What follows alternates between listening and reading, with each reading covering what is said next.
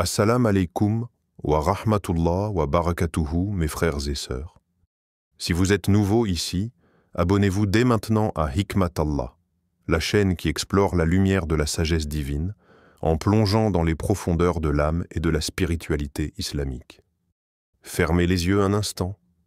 Imaginez-vous marchant pieds-nus sur une terre sèche et brûlante. Le soleil frappe fort, l'air est lourd, mais cette terre est différente. Elle respire la mémoire du ciel. C'est un lieu que des milliards de cœurs convoitent sans l'avoir jamais vu. Un lieu que même les anges entourent avec humilité. Mais pourquoi Makka et Madina? Pourquoi ces deux villes ont-elles été choisies par Allah, Azza wa Jal, comme les terres les plus sacrées de l'univers? Comment cette terre aride est-elle devenue le centre spirituel du monde? Première Makka, terre sacrée, avant même notre histoire, bien avant la naissance de notre bien-aimé prophète Muhammad, sallallahu alayhi wa sallam. Bien avant la révélation, Makka était déjà une terre que le ciel avait désignée, une vallée stérile, sans eau, sans culture, sans confort. Mais Allah, Azza wa Jal, choisit cette terre difficile pour y planter sa lumière. Ainsi, le rappelle ce passage du Coran. Le premier sanctuaire établi pour l'humanité est certes celui de Bakka, Makka, béni et une guidance pour les mondes. Sourate Al-Imran, verset 96.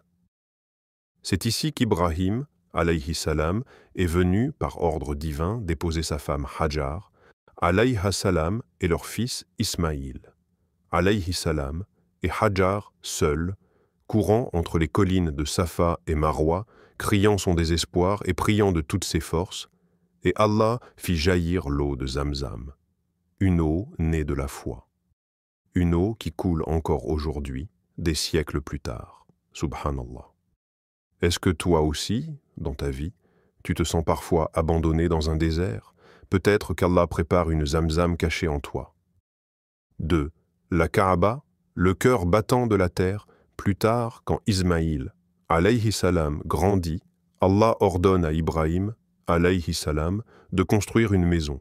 Mais ce n'est pas une maison ordinaire, c'est la Kaaba, le centre de l'univers spirituel. Ce n'était pas un simple édifice de pierre, mais un lieu où le ciel et la terre allaient se rencontrer.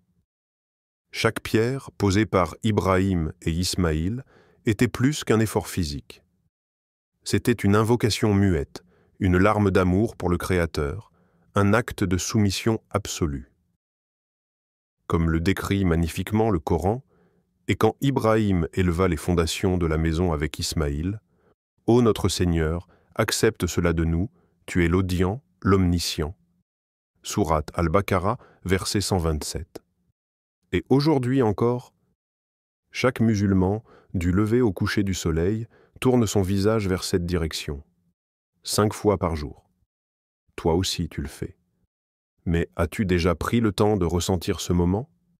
As-tu médité sur le fait que ton cœur se tourne vers le même point que celui d'Ibrahim, que celui du prophète Muhammad, sallallahu alayhi wa sallam? Ce n'est pas un simple rituel. C'est un appel, un lien, une boussole pour l'âme. Et peut-être que ce que tu cherches est là, juste derrière cette direction vers laquelle tu pries. 3e Madinée, la ville du cœur quand Muhammad, sallallahu alayhi wa sallam, fut persécuté à Makka, quand ses paroles furent rejetées, ses compagnons torturés, et que l'horizon semblait se fermer. Allah ouvrit une autre porte, la ville de Yathrib. Mais à l'instant où le prophète, sallallahu alayhi wa sallam, y posa ses pieds, cette terre changea de nom, elle changea de lumière. Elle devint Madina al-Munawwara, la ville illuminée. Pourquoi? Parce que des cœurs l'attendaient.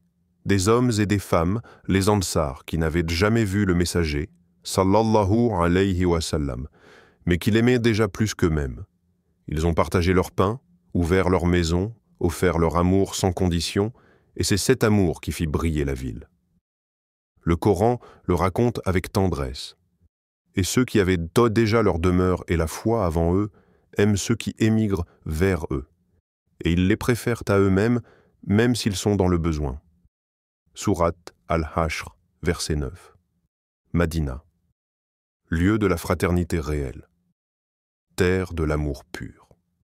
C'est là que la révélation s'est consolidée, que l'islam s'est enraciné, et c'est là que repose, à jamais, le cœur de l'humanité, le prophète Muhammad, sallallahu alayhi wa sallam. Quatrième, deux terres, une seule lumière, deux villes, deux univers, mais une même essence qui unit l'âme des croyants. Makka, la ville où la soumission s'élève au plus haut degré, où l'on vient pour se dépouiller de soi, renoncer à tout ce qui nous éloigne de notre Seigneur. C'est la terre du sacrifice, du défi, de la pureté brute. Madina, quant à elle, offre une autre douceur. Une douceur empreinte de la sagesse prophétique, où l'âme trouve refuge, apaisement et fraternité. Dans cette ville, le cœur se répare, se nourrit de paix, de justice et de lumière. Ces deux terres, si différentes en apparence, portent pourtant un seul et même but, rassembler les cœurs dans la vérité d'Allah. Une mission divine qui transcende le temps, les lieux et les épreuves. La parole d'Allah nous le rappelle avec une clarté vibrante. En vérité, cette communauté qui est la vôtre est une seule communauté, et je suis votre Seigneur. Adorez-moi donc. Sourate Al-Anbiya, verset 92. Dans cette unité se trouve la force et la beauté de notre foi. Ces deux terres ne sont que des reflets d'une seule lumière éternelle. Et toi, quelle est ta terre sacrée, mon frère, ma sœur? Tu n'as peut-être jamais mis les pieds à Makka. Tu n'as peut-être jamais pleuré à Madina. Mais, et si ton cœur devenait une Makka intérieure, un lieu où tu purifies tes intentions, un lieu où chaque battement est un tawaf vers ton Créateur? Et si ton âme devenait une Madina secrète, un refuge pour la douceur, la miséricorde et la lumière de la foi? En vérité, dans la création des cieux et de la terre, et dans l'alternance de la nuit et du jour, il y a des signes pour les doués d'intelligence. Sourate Al-Imran, verset 190. Ce ne sont pas seulement les lieux qui sont sacrés, ce sont les cœurs connectés à Allah qui rendent chaque lieu sacré. Abonne-toi à Hikmat Allah, partage cette vidéo, et que ton chemin t'emmène un jour, Inch'Allah, sur les traces bénies de Makka et Madina. Wa assalam alaikum wa rahmatullah wa barakatuhu.